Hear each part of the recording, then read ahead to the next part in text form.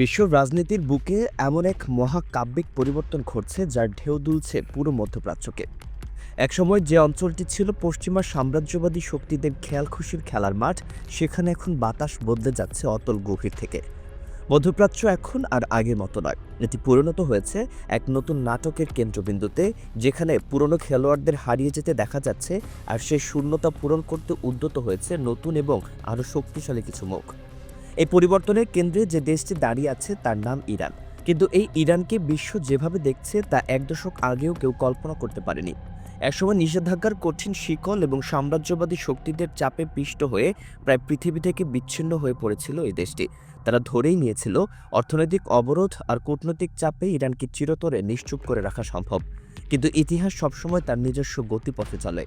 Iran যেন সেই চাপের মুখেই নিজেকে গড়ে তুলেছে এক অপ্রতিরোধ্য শক্তি হিসেবে।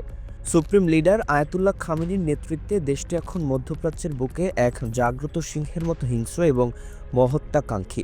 একসময় যারা ইরানকে কুণ্ঠাসা করতে চেয়েছিল, আজ তারাই এই দেশকে ঘিরে রেখেছে এক গভীর রহস্য এবং অস্থিরতায়। পশ্চিমার শক্তিগুলো হয়তো ভুলেই গিয়েছিল যে চাপ যত বাড়ে, পাল্টা শক্তির জন্ম ততই প্রবল হয়। ইরান আজ আর কোনো বিচ্ছিন্ন দ্বীপ নয়, বরং এক নতুন বিশ্ব সমীকরণের কেন্দ্রবিন্দু হয়ে উঠেছে। এই সমীকরণে যেখানে প্রধান চরিত্র অবতীর্ণ হয়েছে রাশিয়া এবং চীনের মতো দুই মহাশক্তি, তারা যেন এক অদ্ভুত প্রতিযোগিতায় মেতে উঠেছে কে ইরানকে আরও বেশি শক্তিশালী করে তুলতে পারে। এই অস্থির রাজনৈতিক পটভূমিতে সম্প্রতি এমন এক খবর ছড়িয়ে পড়েছে যা আন্তর্জাতিক মহলে এক দাবানলের সৃষ্টি করেছে। পৃথিবীর সবচেয়ে শক্তিশালী গোয়েন্দা সংস্থাগুলো এখন সেই খবর নিয়ে ব্যস্ত, যার কারণে তাদের ঘুম উড়েছে। খবরটি হলো রাশিয়া তাদের সবচেয়ে আধুনিক এবং মারাত্মক যুদ্ধবিমানগুলো MiG-29 এবং Su-35 ফাইটার জেট ইরানে পাঠিয়ে দিয়েছে। শুধু পাঠানোই নয়, সেগুলো ইতোমধ্যেই ইরানের আকাশে অবস্থান নিতে শুরু করেছে। এই খবর পশ্চিমা বিশ্বে তীব্র কানাঘুষুর এবং উদ্বেগের জন্ম দিয়েছে। তারা এখন গভীরভাবে ভাবছে, রাশিয়া কি শুধুমাত্র মধ্যপ্রাচ্যে তাদের প্রভাব সুদৃঢ় করতেই এমনটা করছে, নাকি এর পেছনে আরও গভীর কোনো কৌশলগত খেলা লুকিয়ে আছে। পশ্চিমা গোয়েন্দারা এখন চুলচেরা বিশ্লেষণ শুরু করেছেন এবং সামরিক পদক্ষেপের সম্ভাব্য পরিণতি নিয়ে। এই প্রশ্নগুলো এখন বিশ্বজুড়ে ঘুরপাক খাচ্ছে। কেন এখন এই পদক্ষেপ? কিন্তু এই রাজনৈতিক নাটকের টানটান উত্তেজনার মাঝেই হঠাৎ করেই পরিস্থিতি আরও ঘনীভূত হলো। রাশিয়ার এই সামরিক সহায়তার রেশ কাটতে না কাটতেই বিশ্বকে আরও একটি চমকে দেওয়ার উপহার দিল চীন। চীন তাদের সর্বাধুনিক এবং ষষ্ঠ প্রজন্মের একটি অবিশ্বাস্য স্টেট ফাইটার জেট উন্মোচন করল, যার নাম দেওয়া হয়েছে হোয়াইট ইম্পেরার বি। নামটি শুনলেই বোঝা যায় এর ভব্যতা এবং ক্ষমতা কতটুকু হতে পারে। এই জেটটি কোনো সাধারণ যুদ্ধবিমান নয়, এটি প্রযুক্তির এমন এক অসাধারণ উদ্ভাবন যা দেখলে বিশ্ব স্তম্ভিত হয়ে যায়। এটি চীনের সামরিক সক্ষমতার এক ঝলক, যা প্রমাণ করে তারা এখন প্রযুক্তিগত দিক থেকে পৃথিবীর যে কোনো প্রান্তে পৌঁছে গেছে। সবচেয়ে চমকপ্রদ বিষয় হলো, এক বা দুটি নয়, একসঙ্গে 16টি হোয়াইট ইম্পেরিয়াল বি জেট চীনের আকাশে পরীক্ষামূলক মহড়ায় অংশ নিয়েছে। চীনের সামরিক ইতিহাসে এমন দৃশ্য আগে কখনো দেখা যায়নি। 16টি অত্যাধুনিক যুদ্ধবিমান যখন একসাথে আকাশে ভ্রমণ করে, তখন তা শুধুমাত্র একটি সামরিক মহড়া নয়, এটি পুরো বিশ্বকে দেওয়া এক স্পষ্ট বার্তা। চীন এখন যুদ্ধের মাঠেও প্রস্তুত। স্যাটেলাইটে যখন এই অভূতপূর্ব দৃশ্য ধরা পড়ে, তখন পশ্চিমা গোয়েন্দা সংস্থাগুলো দ্রুত বুঝতে পারে যে চীন কেবল একটি সাধারণ মহড়া চালাচ্ছে না, তারা কোনো এক বড় এবং সুদূরপ্রসারী পরিকল্পনা নিয়ে এগিয়ে যাচ্ছে। তাদের চোখে এই দৃশ্য শুধুমাত্র একটি সামরিক প্রদর্শনী ছিল না, ছিল বিশ্ব ক্ষমতার ভারসাম্যে এক নতুন মোড় নেওয়ার ইঙ্গিত। এই হোয়াইট ইম্পেরর বি কেবল একটি সাধারণ যুদ্ধ বিমান নয়, এটি প্রযুক্তির এক অসাধারণ নিদর্শন। এতে ব্যবহার করা হয়েছে এমন সব স্টেলথ প্রযুক্তি যার অস্তিত্ব সম্পর্কে পশ্চিমারা হয়তো ধারণাও করতে পারেনি। এই প্রযুক্তির ক্ষমতা এতটাই অবিশ্বাস্য যে বিশ্বের সবচেয়ে উন্নত এবং শক্তিশালী রাডারও নাকি এটিকে খুঁজে বের করতে পারে না।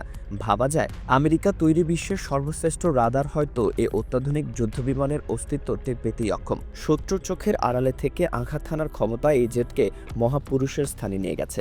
এর গতি প্রতি ঘন্টায় প্রায় 2300 কিলোমিটার, যা শব্দের গতির আড়াই গুণের চেয়েও বেশি। এই অকল্পনীয় গতি আমেরিকার সুপারসনিক মিসাইলের গতিকেও টেক্কা দিতে সক্ষম। শুধু গতিই নয়, এই ফাইটার জেটে মিসাইল বহনের ক্ষমতাও এতটাই অত্যাধুনিক যে এটি একসাথে শত্রুপক্ষের ট্যাঙ্ক, জাহাজ, বিমানকেও নিমিষে ধ্বংস করে দিতে পারে। এই জেট বিমানগুলো নিঃসন্দেহে আকাশ যুদ্ধে এক নতুন মাত্রা যোগ করবে, এবং যারা এর অধিকারী হবে তাদের সামরিক শ্রেষ্ঠত্ব বহুগুণ বেড়ে যাবে। কোনো শক্তি তখন তাদের মোকাবিলা করতে সাহস পাবে না। এখন সবচেয়ে বড় প্রশ্ন হলো, চীন কেন হঠাৎ করে এতগুলো অত্যাধুনিক জেট একসাথে আকাশে আনলো? এর উদ্দেশ্য কী, আর কেনই বা এখন? বিশেষ করে তখন যখন রাশিয়া ইতিমধ্যেই ইরানে ফাইটার জেট পাঠিয়ে মধ্যপ্রাচ্যের উত্তেজনা আরও বাড়িয়ে তুলেছে। চীনের এই পদক্ষেপ কি শুধুই এক কাকতালীয় ঘটনা, নাকি এর পেছনে রয়েছে এক সুদূরপ্রসারী এবং পূর্ব পরিকল্পিত কৌশল? আন্তর্জাতিক রাজনৈতিক বিশ্লেষক এবং বিশেষজ্ঞরা এখন এই প্রশ্নের উত্তর খুঁজছেন। অনেকে মনে করছেন এই মুহূর্তে ইরানকে সামরিকভাবে শক্তিশালী করে তোলা মানে কেবল আমেরিকা বা ইসরায়েলের বিরুদ্ধে দাঁড়ানো নয়, বরং এর মাধ্যমে পুরো মধ্যপ্রাচ্যের ভূ রাজনৈতিক খেলার ধারাটাই আমূল বদলে দেওয়া সম্ভব। ইরান এখন আর শুধু একটি মধ্যপ্রাচ্যের দেশ নয়, বরং এটি রাশিয়া ও চীনের মতো মহাশক্তিধর রাষ্ট্রগুলোর কৌশলগত ঘনিষ্ঠ বন্ধুতে পরিণত হয়েছে। এই জোটবদ্ধতা বৈশ্বিক ক্ষমতার কাঠামোতে এক নতুন মেরুকরণের ইঙ্গিত দিচ্ছে, যা পশ্চিমাদের জন্য অশনি সংকেত। চীন কি এই অত্যাধুনিক জেটগুলো নিজেদের প্রতিরক্ষা ব্যবস্থার জন্য তৈরি করেছে, নাকি কোনো বন্ধুরাষ্ট্রের নিরাপত্তার জন্য বের করেছে, তা নিয়ে এখনও তারা স্পষ্ট করে কিছু জানায়নি। চীনের পক্ষ থেকে আনুষ্ঠানিক কোনো ঘোষণা না এলেও হোয়াইট হাউসের একাধিক গোপন সূত্র দাবি করছে যে চীন হয়তো গোপনে ইরানকে এই জেটগুলো সরবরাহ করার পরিকল্পনা করছে। তাদের ধারণা, এর মাধ্যমে ইরান নিজের আকাশ প্রতিরক্ষাকে আরও অটুট এবং শক্তিশালী করে তুলতে পারবে। যদি এই জল্পনা বাস্তবে পরিণত হয়, তাহলে তার পরিণতি হবে সুদূর প্রসারী এবং ভয়াবহ। একবার যদি ইরানের হাতে এই হোয়াইট ইম্পেরার বি জেটগুলো পৌঁছে যায়, তাহলে পুরো মধ্যপ্রাচ্যের সামরিক ভারসাম্য এক মুহূর্তে বদলে যাবে। ইসরায়েলি গোয়েন্দারা ইতিমধ্যে গভীর উদ্বেগের সাথে পর্যবেক্ষণ করছে যে ইরানের আকাশ সীমাতে রাশিয়ার জেটগুলো চলাচল শুরু করে দিয়েছে। তাদের জন্য এটি এক বড় দুশ্চিন্তার কারণ। আর এখন যদি চীনের এই নতুন প্রজন্মের জেটও সেখানে পৌঁছায়, তাহলে তা আন্তর্জাতিক সীমা লঙ্ঘন এবং আঞ্চলিক স্থিতিশীলতার জন্য এক মারাত্মক চ্যালেঞ্জ সৃষ্টি করবে। ইসরায়েলের নিরাপত্তা বিশ্লেষকরা আশঙ্কা করছেন এই জোটবদ্ধতা তাদের জন্য অশনি সংকেত বহন করছে। বিশ্লেষকরা বলছেন, চীন হয়তো এবার রাশিয়ার পথেই হাঁটছে। রাশিয়া যেমন ইরানকে আকাশপথে শক্তি যোগাচ্ছে, ঠিক তেমনি চীনও হয়তো একই মিশনে যুক্ত হতে চলেছে। হোয়াইট ইম্পেরোর বি ফাইটার জেটগুলো হয়তো ইরানের জন্যই প্রস্তুত করা হয়েছে, এমনটাই এখন ধারণা করছেন আন্তর্জাতিক সম্পর্কের বিশেষজ্ঞরা। যদি তাই হয়, তবে মধ্যপ্রাচ্য হবে এক নতুন অস্ত্রের পরীক্ষাগার। তবে চীন এ বিষয়ে এখনো পর্যন্ত মুখ খোলেনি। তারা শুধু বলেছে তারা তাদের নতুন প্রজন্মের যুদ্ধবিমান পরীক্ষা করছে এবং এটি তাদের প্রতিরক্ষা উন্নয়নের অংশ। এই সাধারণ বিবৃতিতে কোনো স্পষ্ট ইঙ্গিত না থাকলেও যারা আন্তর্জাতিক রাজনীতি বোঝেন তারা জানেন যে চীন হয়তো এই জেটগুলোর সাহায্যে পৃথিবীকে নতুন কোনো বার্তা দিতে চলেছে। এটি কেবল একটি সামরিক মহড়া নয়, বরং বিশ্বকে নিজেদের সামরিক সক্ষমতা এবং কৌশলগত উদ্দেশ্য সম্পর্কে অবহিত করার এক জোরালো মাধ্যম। তারা বোঝাতে চাইছে নতুন বিশ্ব ব্যবস্থায় তাদের অবস্থান কোথায়। এখন সবাই অধীর আগ্রহে অপেক্ষা করছে চীন সত্যি সত্যি এই জেটগুলো ইরানে পাঠাবে কিনা। আর যদি পাঠায়, তাহলে আমেরিকা এবং তার মিত্র দেশগুলো থেকে কী জবাব আসবে তা শুধুমাত্র সময়ই বলে দিতে পারবে। এই মুহূর্তে পুরো বিশ্ব এক নতুন ভূ রাজনৈতিক নাটকের দ্বারপ্রান্তে দাঁড়িয়ে আছে, যার প্রতিটি পদক্ষেপই গভীরভাবে প্রভাব ফেলবে আন্তর্জাতিক সম্পর্কের গতিপথে। মধ্যপ্রাচ্য আর যুদ্ধক্ষেত্র থাকছে না, এটি হয়ে উঠছে বিশ্ব শক্তির দ্বন্দ্বের প্রধান মঞ্চ। রাশিয়া এবং চীনের এই উদ্যোগ ইরানকে শুধু শক্তিশালী করছে না, বরং তারা পুরো বিশ্ব শক্তির ভারসাম্যকেই হিলজিল করে দিচ্ছে। যুক্তরাষ্ট্র এবং তার মিত্ররা এখন নতুন কৌশল খুঁজে বের করার আপ্রাণ চেষ্টা করছে, কিন্তু সময় যেন তাদের হাত থেকে খসে পড়ছে। এই দৌড়ে এগিয়ে যাচ্ছে রাশিয়া ও চীন, আর তাদের সঙ্গী হিসেবে ইরান এখন সিংহাসনের দিকেই এগিয়ে যাচ্ছে। এই দীর্ঘশ্বাসী সময়টুকুতে বিশ্ববাসী নিঃশব্দে দেখছে কারা হাসবেন শেষ হাসিটি।